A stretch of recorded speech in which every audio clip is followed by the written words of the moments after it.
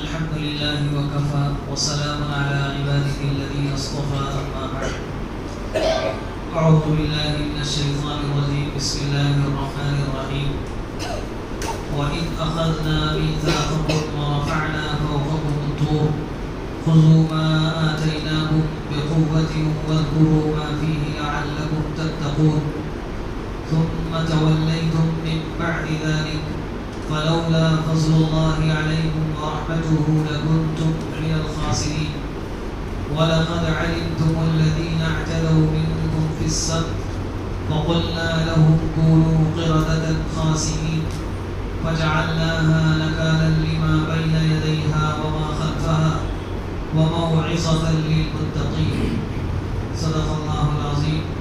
اللهم صل على سيدنا محمد وعلى آل سيدنا محمد وبارك وسلم. سورہ بقرہ کی آیت نمبر 63 سے 66 تک کی تلاوت کی گئی ہے. ان آیات میں اللہ تبارک و تعالی نے جیسا کہ اس سے پہلے بھی عرض کیا تھا کہ دوسرے پارے کے شروع تک بنی اسرائیل کا ہی تذکرہ چلے گا.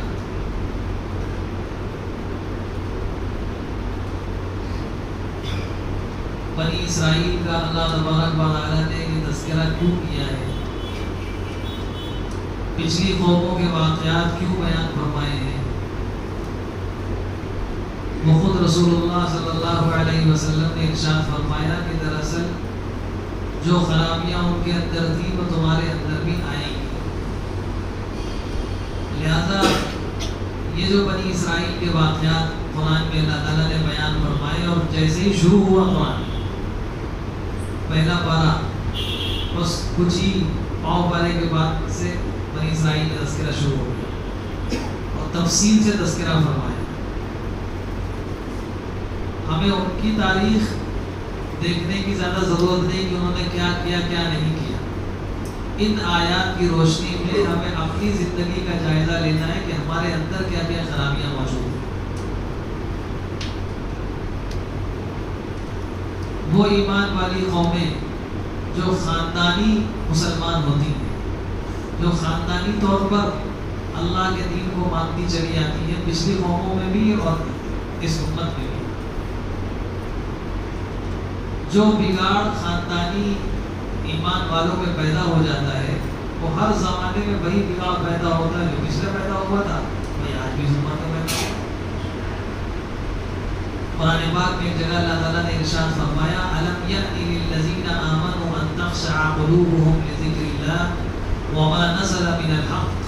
کیا ایمان والوں کے لیے ابھی وہ وقت نہیں آیا کہ وہ اللہ کے ذکر سے, اللہ کی یاد سے, اور جو نازل کیا اللہ تعالیٰ نے قرآن پاک, اس کے لیے ان کے دل پسیج جائیں, ان کے دل نرم ہو جائیں, ان کے دل جھک جائیں؟ کہ ابھی وہ وقت نہیں آیا؟ اور وَلَا يَكُونُوا كَالَّذِينَ أُوتُوا الْكِتَابَ مِنْ قَبْلُ فَطَالَ عَلَيْهِمُ الْأَمَدُ فَقَسَتْ قُلُوبُهُمْ وَكَثِيرٌ مِّنْهُمْ فَاسِقُونَ. سورہ حدید میں اللہ تعالیٰ نے ارشاد فرمایا 27 پارے کے آخری میں کہ ان لوگوں کی طرح نہ ہو جانا جن کو ہم نے کتاب دی تھی, جو اہل کتاب تھے پہلے. کیا ہوا؟ ان کو ہم نے کتاب دی, فَطَالَ عَلَيْهِمُ الْأَمَدُ, پھر ایک لمبا زمانہ گزر گیا, یعنی وہ خاندانی نسلاً بعد نسلیں اسی کتاب کے ماننے والے ہوتے رہے. تو کیا ہوا جب یہ لمبا زمانہ گزر جاتا ہے تو فَقَسَتْ قُلُوبُهُمْ, ان کے دل سخت ہو گئے, وَكَثِيرٌ مِّنْهُمْ فَاسِقُونَ, اور ان میں سے اکثر لوگ فاسق اور گناہگار ہو گئے تھے. کیا آج ہمارا حال ویسے ہی نہیں ہے؟ ہم لوگ خاندانی مسلمان ہیں, نسل بعد نسل مسلمان ہوتے چلے آ رہے ہیں. ہم میں سے اکثریت, ایک جگہ قرآن نے فرمایا بنی اسرائیل کے بارے میں مِنْهُمُ الصَّالِحُونَ, ان میں نیک لوگ بھی تھے. ایسا نہیں کہ سب کے سب بگڑ گئے, لیکن ان کی تعداد کم تھی. وَكَثِيرٌ مِّنْهُمْ فَاسِقُونَ, فاسقوں کی تعداد, گناہگاروں کی تعداد زیادہ تھی. آج ہم اپنا جائزہ لیں, بالکل وہی صورتحال ہے. نیک لوگوں کی تعداد کم ہے, گناہگاروں کی, فاسقوں کی تعداد زیادہ ہے. تو یہ جو بنی اسرائیل کے واقعات اللہ تعالیٰ نے بیان فرمائے, دراصل ہمیں آئینہ دکھایا کہ دیکھو تم کہاں گئے ہو, اب اپنے آپ کو ان گناہوں سے، ان نافرمانیوں سے بچاؤ۔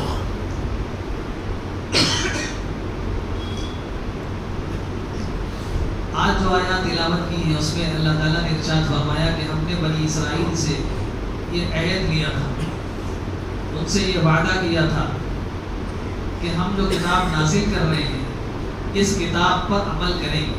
انہوں نے وعدہ کیا تھا، عہد کیا تھا، بلکہ خود مطالبہ کیا تھا موسیٰ علیہ السلام سے کہ مولانا نجیب صاحب دروازہ سامنے والا بند کر دیجیے، باہر کا۔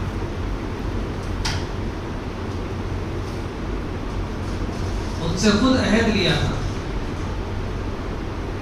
بنی اسرائیل نے خود موسیٰ علیہ السلام سے کہا تھا جب فرعون کے ظلم سے نجات پا گئے کہ آپ ہمارے لیے کوئی شریعت دے دیجیے، ہم اس کے مطابق زندگی گزاریں۔ اللہ سے کہہ دیجیے، اللہ تعالیٰ نے کتاب نازل فرما دی۔ جب کتاب آئی تو کام نہیں مانے، ہمیں کیا پتا کہ اللہ نے بھیجی آپ کا خود سے پہلے گزر چکا واقعہ۔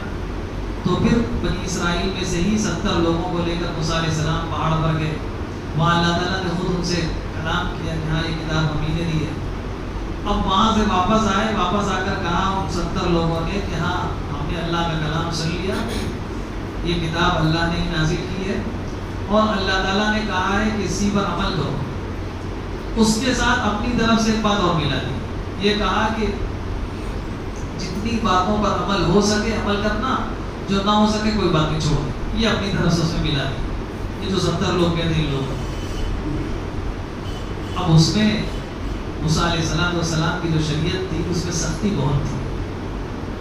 دین محمدی یہ معتدل دین ہے، اعتدال والا دین ہے، اس میں بہت سختی تھی۔ تو انہوں نے جب احکامات دیکھے کہا کہ ہم سے تو اس سے عمل نہیں ہو سکے، منع کر دیا، صاف انکار کر دیا۔ تو اللہ تعالیٰ نے پھر یہ کیا کہ تمہارے مطالبے پر ہم نے کتاب نازل کی، تم نے کہا ہم نہیں مانگیں گے جب تک اللہ تعالیٰ کو بھلنا نہ دیکھ لے۔ ہم نے سنا دیا تمہارے لوگوں کو اپنے کانوں سے کہ ہم نے نازل کی، اس کے باوجود نہیں مانتے، تو پھر اللہ تعالیٰ نے دور پہاڑوں کے اوپر ایسے معلق کر دیا کہ مانو نہیں تو بھی گرا دیں گے۔ تو سب سجدے میں گر گئے اور کہا کہ ہم مانتے ہیں، اب ہم عمل کریں گے، اس پہاڑ کو ہٹا دیں۔ اللہ تعالیٰ نے ہٹا دیا پہاڑ۔ یہ واقعہ اللہ تعالیٰ نے بیان کرا۔ وَإِذْ أَخَذْنَا مِيثَاقَكُمْ وَرَفَعْنَا فَوْقَكُمُ الطُّورَ، اور جب ہم نے عہد لیا تھا تم سے، وَرَفَعْنَا فَوْقَكُمُ الطُّورَ، اور طور پہاڑ کو تمہارے اوپر معلق کر دیا، اٹھا دیا۔ خُذُوا مَا آتَيْنَاكُمْ بِقُوَّةٍ وَاذْكُرُوا مَا فِيهِ لَعَلَّكُمْ تَتَّقُونَ، کہ جو کچھ ہم نے تمہیں دیا ہے، یعنی تورات کی شکل میں جو ہم نے تمہیں کتاب دی ہے، اس کو مضبوطی سے پکڑے رکھو۔ وَاذْكُرُوا مَا فِيهِ لَعَلَّكُمْ تَتَّقُونَ، اور جو کچھ اس میں ہے، جو احکامات ہیں، ان احکامات کو یاد رکھو تاکہ تم متقی بن جاؤ۔ ہوا کیا؟ ثُمَّ تَوَلَّيْتُم مِّن بَعْدِ ذَلِكَ، اس کے بعد بھی بہت سے لوگ پھر گئے، عمل نہیں کیا تورات پر، آسمانی کتاب کو نہیں مانا۔ اللہ تعالیٰ فرما رہے فَلَوْلَا فَضْلُ اللَّهِ عَلَيْكُمْ وَرَحْمَتُهُ لَكُنتُم مِّنَ الْخَاسِرِينَ، اگر اللہ کا فضل اور رحم نہ ہوتا تو تم سب کے سب ہلاک ہو جاتے، برباد ہو جاتے، ضائع ہو جاتے، نیست و نابود ہو جاتے، خسارہ اٹھانے والوں میں ہو جاتے۔ یہ تو اللہ کا فضل اور اللہ کی رحمت ہے کہ اللہ نے تمہارے اوپر عذاب نازل نہیں کیا۔ یہ تو ان کا واقعہ ہے، لیکن یہ ہمیں آئینہ اللہ تعالیٰ نے دکھایا ہے۔ کیا ہم نے کلمہ پڑھ لیا، مسلمان ہم اپنے آپ کو اگر کہتے ہیں تو ہم نے اللہ سے یہ عہد کر لیا کہ اے اللہ ہم آپ کے حکموں کو مانیں گے، آپ کے احکامات پر عمل کریں گے۔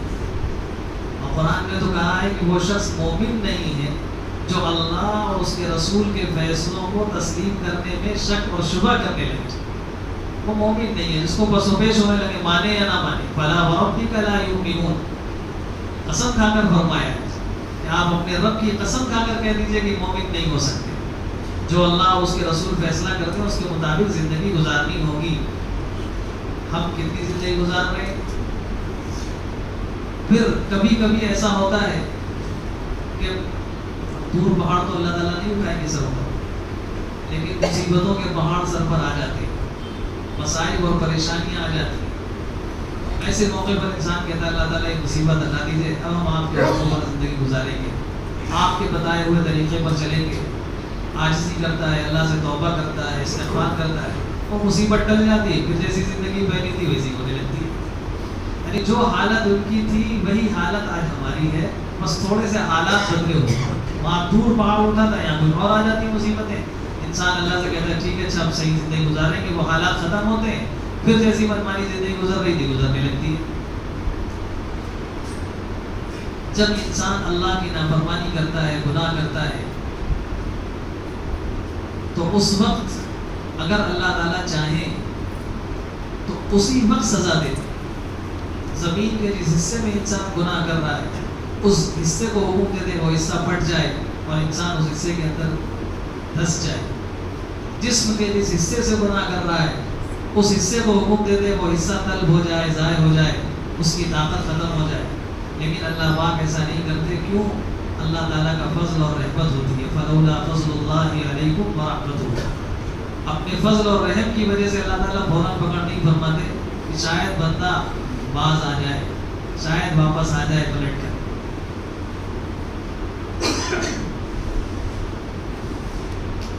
اس آیت میں ایک بات اور ہے کہ اللہ تعالیٰ نے بنی اسرائیل کو تورات پر ماننے کے لیے مجبور کیا اور اس کے لیے پہاڑ اٹھا دیا، اس کو مانو۔ حالانکہ قرآن پاک میں اللہ تعالیٰ نے یہ اصولی بات ارشاد فرمائی ہے کہ لا اکراہ فی الدین، دین کو قبول کرنے میں کسی کو مجبور نہیں کیا جائے، جبر نہیں کیا جائے گا کہ زبردستی کسی کو مجبور کیا جائے کہ نہیں تمہیں دین قبول ہی کرنا پڑے گا۔ پھر اللہ تعالیٰ نے ایسا کیوں کیا؟ طور پہاڑ کو کیوں اٹھا لیا؟ تو وہاں دین کے قبول کرنے پر، تورات کے قبول کرنے پر مجبور نہیں کیا تھا، بلکہ وہ تو تورات کو قبول کر ہی چکے تھے۔ قبول کرنے کے بعد اب احکام کے ماننے پر مجبور کیا گیا۔ آسمانی دین کو ماننے پر مجبور نہیں کیا جا سکتا۔ اب صحیح آسمانی دین مذہب اسلام ہے، لہذا اس اسلام کو کسی کو قبول کرانے پر مجبور نہیں کیا جا سکتا، زبردستی نہیں کی جا سکتی کہ زبردستی ہم کسی کا مذہب بدلوا دیں۔ یہ ممکن ہی نہیں ہے کوئی زبردستی کسی کا مذہب بدلوا سکے۔ دنیا میں اس کا پروپیگنڈا کیا جاتا ہے کہ مسلمان لوگوں کا زبردستی مذہب تبدیل کراتے ہیں، اور حیرت کی بات یہ ہے کہ اس وقت ہم جس ملک میں جن حالات سے دوچار ہیں، ان حالات میں بھی یہ الزام لگایا جاتا ہے کہ اس وقت بھی مسلمان زبردستی لوگوں کا مذہب تبدیل کروا رہے ہیں۔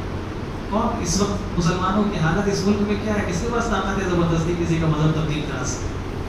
لیکن الزام لگایا جا رہا ہے، الزام لگا کر لوگوں کو گرفتار بھی کیا جا رہا ہے، زبردستی مذہب قبول کرواتی ہے۔ اسلام میں زبردستی تبدیلی مذہب کوئی مذہب قبول ہی نہیں کرا سکتا۔ وجہ یہ ہے کہ اسلام نام ہے، وہ انسان مسلمان کب ہوتا ہے؟ جب وہ دل سے اس بات کا اقرار کرے کہ اللہ ایک ہے، اللہ کے رسول پر ایمان لائے، آخرت پر ایمان لائے، اور ان تمام باتوں کو دل سے مانے۔ کون سی طاقت ہے دنیا میں جو کسی کے دل سے کسی کی بات کو منوا سکے؟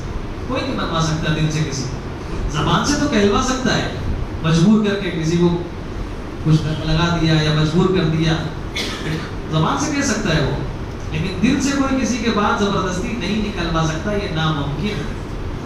اور زبان سے کب تک انسان نکالے گا؟ جب تک سامنے طاقت ہے، آپ نے اس کو پکڑ لیا، گھیر لیا کہ زبان سے کہو، تو زبان سے کہہ دے گا، جہاں آپ کی طاقت ختم ہوگی وہ اپنے آ جائے گا، پھر کر جائے گا۔ اس کی کیا حیثیت ہے؟ اگر صرف زبان سے کوئی کلمہ پڑھ لیتا ہے، زبان سے کوئی اسلام کا اظہار کر دیتا ہے، تو شرعی اعتبار سے وہ مسلمان ہوتا ہی نہیں ہے۔ اس لیے کہ دین اور ایمان تو نام ہے دل سے قبول کرنے کا، جب تک دل سے قبول نہیں کرے گا وہ مسلمان نہیں ہوگا۔ لیکن بہرحال یہ الزام ہے، لگایا جاتا رہتا ہے کہ زبردستی کوئی کسی بھی آسمانی دین میں زبردستی نہیں ہے۔ اب آسمانی دین مذہب اسلام صحیح اس حالت میں باقی ہے، لہذا مذہب اسلام کے قبول کرنے میں بھی کوئی اکراہ اور زبردستی۔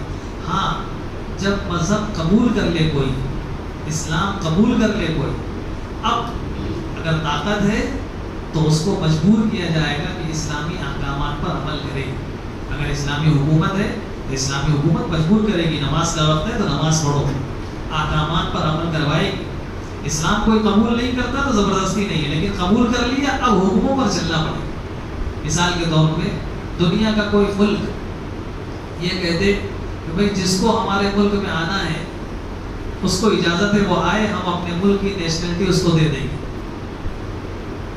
دنیا کا کوئی ملک کا باشندہ اس ملک میں چلا جائے، وہاں کی نیشنلٹی لے لے، باشندہ بن جائے وہاں کا. جب وہاں کا باشندہ بن گیا، اس ملک کا شہری بن گیا، اب اس ملک کے قوانین کا ماننا اس کے اوپر لازم ہو.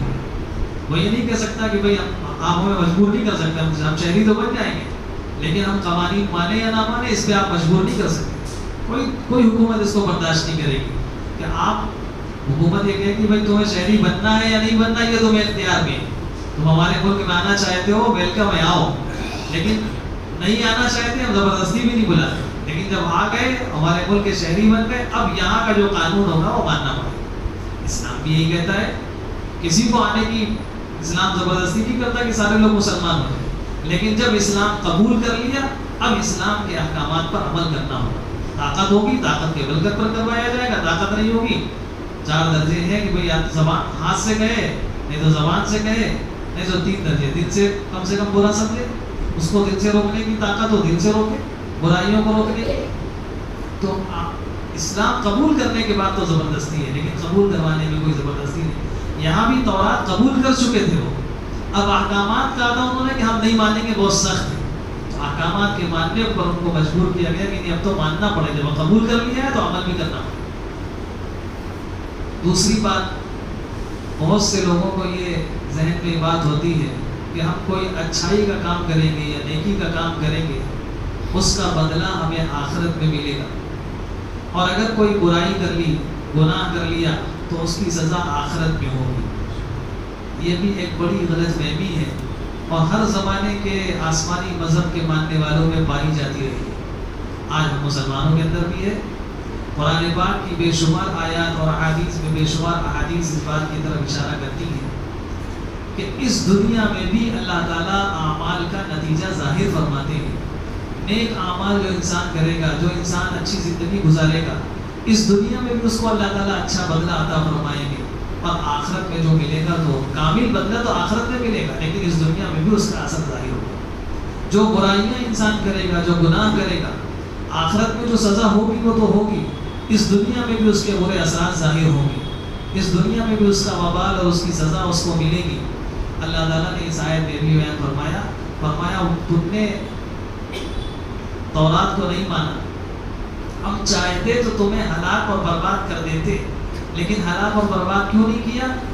فلولا فضل اللہ علیکم ورحمتہ، اللہ کے فضل اور رحم کی وجہ سے، ہمارے فضل اور رحم کی وجہ سے ہم نے تمہیں ہلاک اور برباد نہیں کیا، ورنہ تمہارے اس گناہ کی وجہ سے ہم دنیا میں تمہیں سزا دے دیتے. پھر اللہ تعالیٰ نے ایک واقعہ سنایا کہ دیکھو تمہاری پچھلی قوموں میں، پچھلے لوگوں میں ایک قوم گزری ہے اور تم اس کے واقعے کو بہت اچھی طرح سے جانتے ہو. وَلَقَدْ عَلِمْتُمْ، بہت اچھی طرح سے تمہیں وہ واقعہ معلوم ہے کہ ان لوگوں نے اللہ کے حکم کی نافرمانی کی، ہم نے دنیا میں ہی ان کو سزا سے دوچار کر دیا، دنیا میں ہی ان کو سزا دے دی. ہم دنیا میں بھی سزا دے سکتے ہیں. اس کے لیے اللہ تعالیٰ نے اگلی آیت میں فرمایا وَلَقَدْ عَلِمْتُمُ الَّذِينَ اعْتَدَوْا مِنْكُمْ فِي السَّبْتِ فَقُلْنَا لَهُمْ كُونُوا قِرَدَةً خَاسِئِينَ فَجَعَلْنَاهَا نَكَالًا لِمَا بَيْنَ يَدَيْهَا وَمَا خَلْفَهَا وَمَوْعِظَةً لِلْمُتَّقِينَ. اور تم اس واقعے کو خوب اچھی طرح سے جانتے ہو. یہ واقعہ یہود کے یہاں بہت مشہور تھا. وَلَقَدْ عَلِمْتُمُ الَّذِينَ اعْتَدَوْا مِنْكُمْ فِي السَّبْتِ، ان لوگوں کے بارے میں جنہوں نے تم میں سے سنیچر کے بارے میں ظلم اور زیادتی کی، حد سے تجاوز کیا. فَقُلْنَا لَهُمْ، پھر ہم نے ان سے کہا كُونُوا قِرَدَةً خَاسِئِينَ، ذلیل بندر بن جاؤ. فَجَعَلْنَاهَا نَكَالًا لِمَا بَيْنَ يَدَيْهَا وَمَا خَلْفَهَا وَمَوْعِظَةً لِلْمُتَّقِينَ. پھر اس سزا کو ہم نے ان کے بعد والوں کے لیے اور ان کے سامنے والوں کے لیے نکال، عبرت کا نشان بنا دیا اور متقیوں کے لیے نصیحت بنا دی. یہ اللہ تعالیٰ نے ایک واقعہ بیان فرمایا. اس واقعے کی اور تفصیلات سورہ اعراف میں بیان فرمائی کہ وَاسْأَلْهُمْ عَنِ الْقَرْيَةِ الَّتِي كَانَتْ حَاضِرَةَ الْبَحْرِ. حضرت داؤد علیہ السلام کے زمانے کا یہ واقعہ ہے.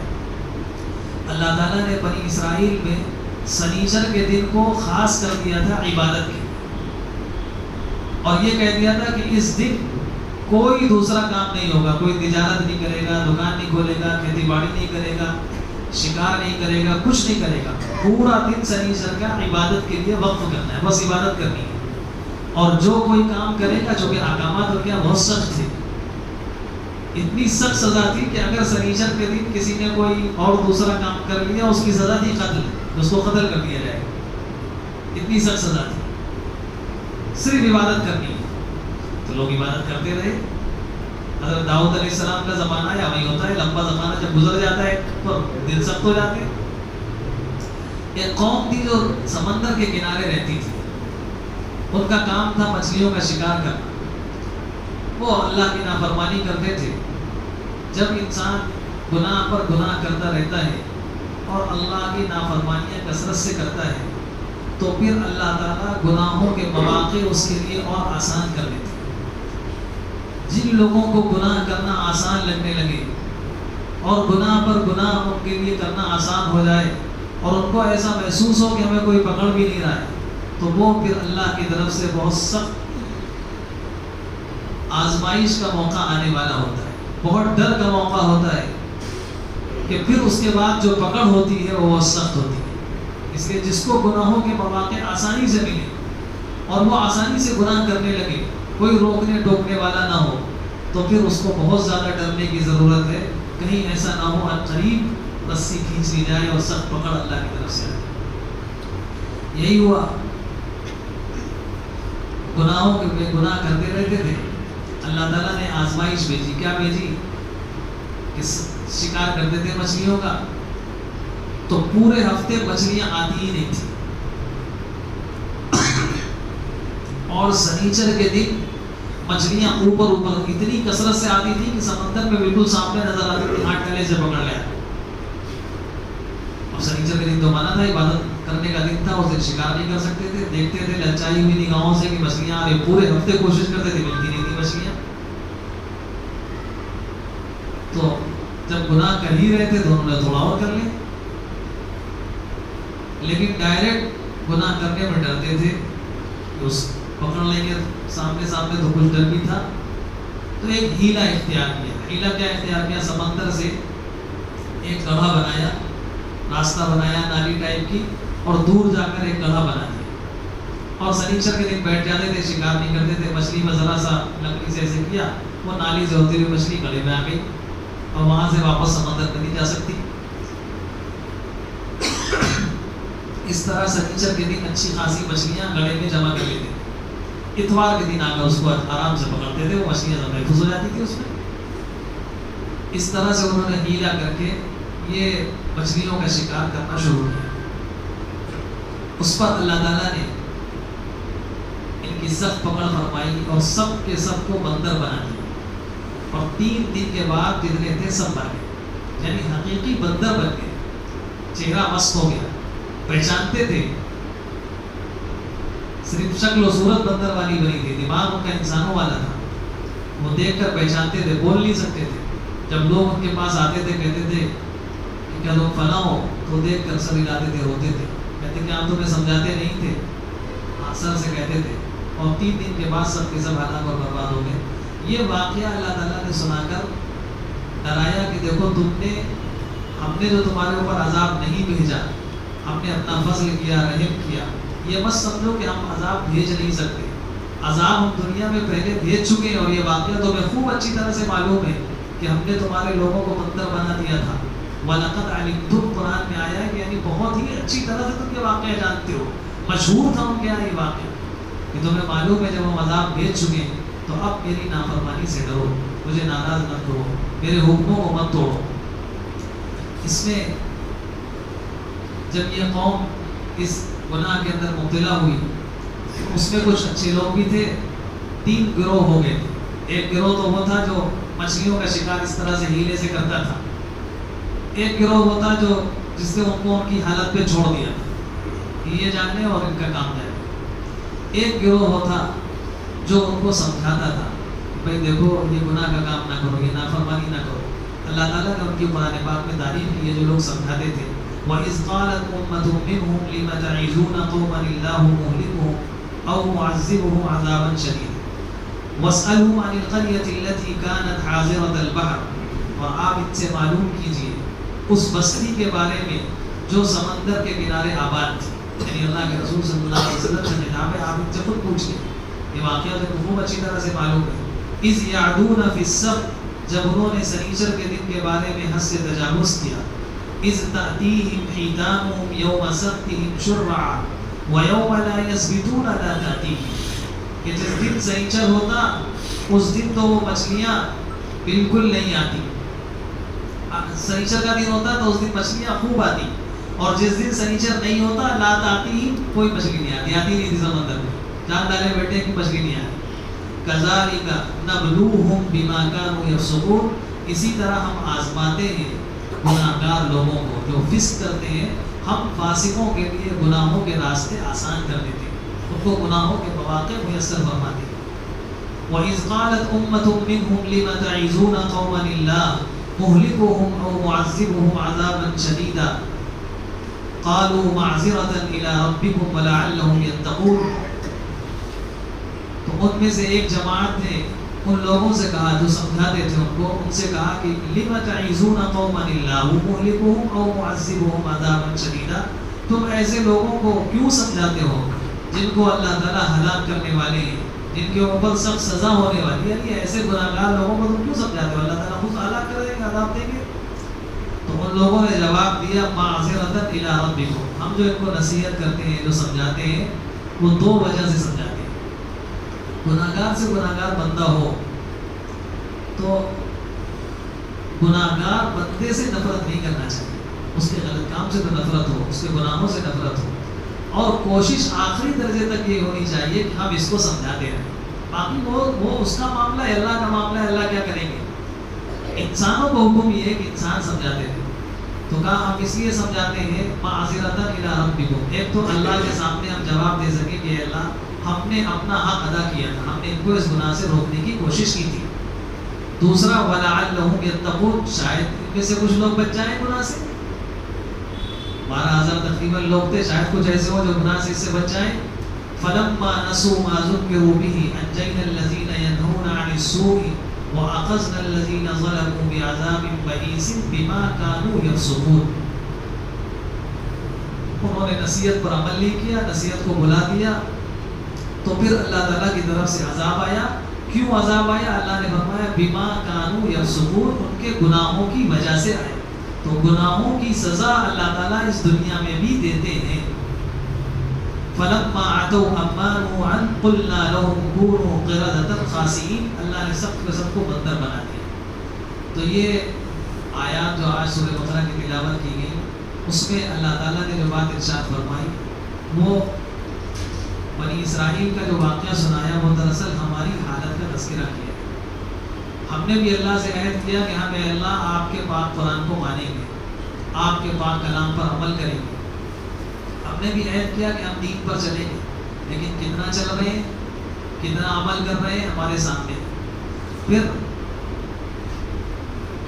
جو لوگ دین پر چلتے بھی ہیں اس میں کتنے ہیلے کر لیتے ہیں، آگے پیچھے کر کے جائز کو ناجائز، ناجائز کو جائز بنانے کے لیے سودی کاروبار جو لوگ کرتے ہیں، بزنس کرتے ہیں، کتنے طریقوں سے مال کو ادھر ادھر کر کے کہ بھئی ایسا ہو جائے، ایسا کر لیں، ایسا کر لیں، سب آ جائے.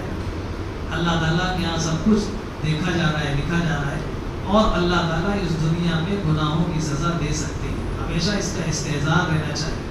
گناہوں کی سزا صرف آخرت میں نہیں ملے گی، نیکیوں کا بدلہ صرف آخرت میں نہیں ملے گا.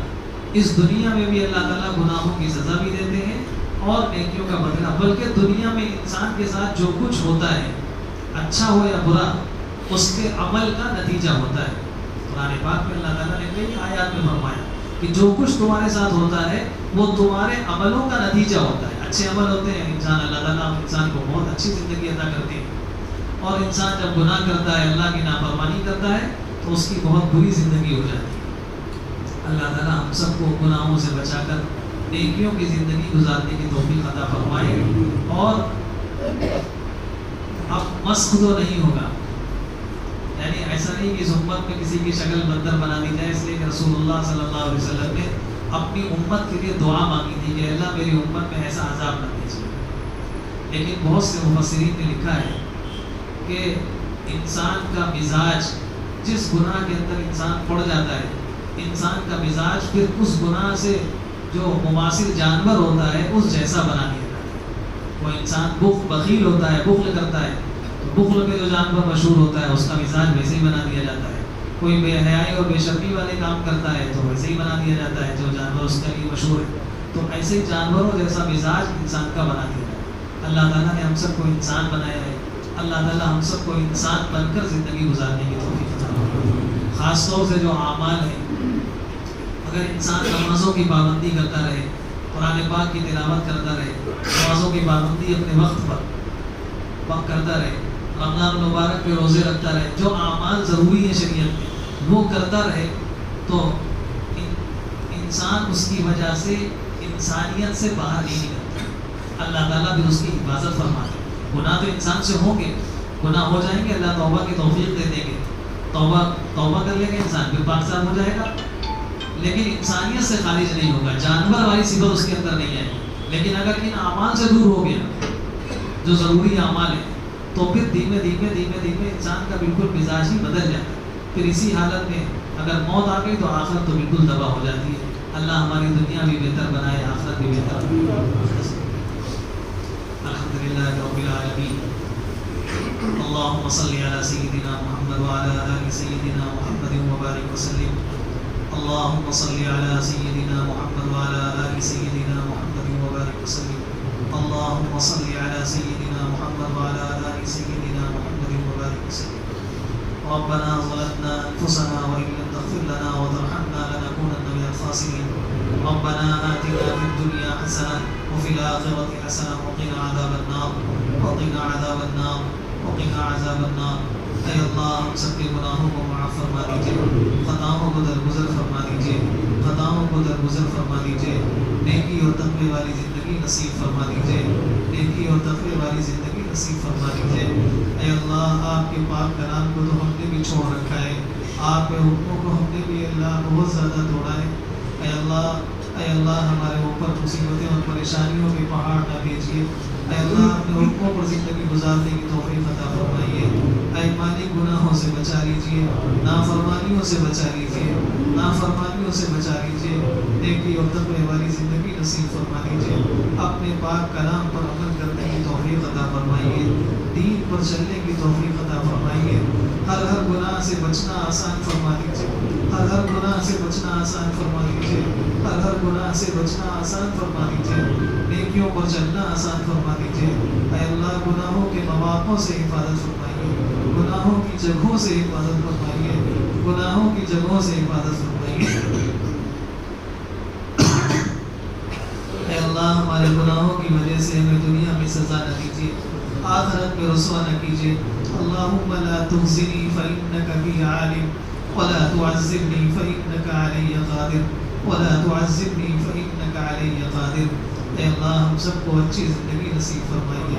اے اللہ زندگی کا بہت بڑا حصہ مالک آپ کی بہت نافرمانیوں میں گزرا ہے، بہت نافرمانیوں میں گزرا ہے۔ اے اللہ آپ کے بہت حکموں کو توڑا ہے، اے اللہ بہت حکموں کو توڑا ہے۔ اے اللہ آپ نے اپنا فضل فرمایا، اپنا کرم فرمایا، اے اللہ اپنا فضل فرمایا، کرم فرمایا۔ ولولا فضل اللہ علیکم ورحمتہ لکنتم من الخاسرین۔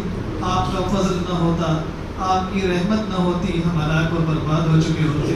اے مالک جب آپ نے ہلاک اور برباد نہیں کیا، اے اللہ ہم اپنے گناہوں سے توبہ اور استغفار کرتے ہیں، ہم معافی مانگتے ہیں۔ اے اللہ ہم سب کو معاف فرما دیجیے، ہم سب کو معاف فرما دیجیے۔ اے میرے مالک آپ تو بہت کریم رب ہیں، آپ تو بہت شفیق پروردگار ہیں۔ آپ نے تو اے اللہ حضرت عمر رضی اللہ تعالیٰ عنہ جیسے شخص کو بھی معاف فرما دیا جو نکلے تھے تیرے محبوب کو قتل کرنے کے لیے۔ اے اللہ ہم تو آپ کے گھر میں بیٹھے ہیں، آپ کے پاک کلام کو سنا ہے، آپ کے پاک کلام کو سنا ہے، آپ کے سامنے نماز پڑھی ہے۔ اے اللہ آپ کے سامنے اپنے گناہوں کا اقرار کرتے ہیں۔ اے مالک ہم سب کے گناہوں کو معاف فرما دیجیے، ہم سب کو معاف فرما دیجیے، ہم سب کو معاف فرما دیجیے۔ اے عمر کو معاف کرنے والے رب، ہم سب کو بھی معاف فرما دیجیے، ہم سب کو بھی معاف فرما دیجیے، نیکی اور تقوی والی زندگی نصیب فرما دیجیے، نیکی اور تقوی والی زندگی نصیب فرما دیجیے۔ اے اللہ اس درس قرآن کو قبول فرما لیجیے، حاضر ہونے والوں کو قبول فرما لیجیے، حاضر ہونے والوں کو قبول فرما لیجیے۔ قرآن پاک کو ہمارے دلوں کی بہار بنا دیجیے، قرآن پاک کو ہمارے دلوں کی بہار بنا دیجیے، اپنی معرفت کا نور ہمارے دلوں کے اندر داخل فرما دیجیے، قرآن پاک کا نور ہمارے دلوں کے اندر داخل فرما دیجیے، قرآن پاک کا فہم ہم سب کو عطا فرما دیجیے، قرآن پاک کے مطابق زندگی گزارنے کی توفیق عطا فرما دیجیے۔ اے اللہ اس درس کو پوری بستی کی ہدایت کا ذریعہ بنا دیجیے، اے اللہ پوری دنیا کے اندر امن و امان پیدا فرما دیجیے، پوری دنیا کے اندر مسلمانوں کی جان کی، مال کی، عزت کی، آبرو کی حفاظت فرمائیے، عزت کی، آبرو کی حفاظت فرمائیے۔ اے اللہ جب تک دنیا میں رکھیے ایمان اور اسلام کے ساتھ، اور جب آخری وقت آئے اکمل ایمان پر خاتمہ نصیب فرمائیے، اکمل ایمان پر خاتمہ نصیب فرمائیے۔ اے اللہ ہماری دعاؤں کو اپنے فضل و کرم سے اپنے آخری اور پیارے محبوب جناب محمد رسول اللہ صلی اللہ علیہ وسلم کے صدقے اور طفیل کو قبول فرمائیے۔ ربنا تقبل منا انك انت السميع العليم وتب علينا انك انت التواب الرحيم برحمتك يا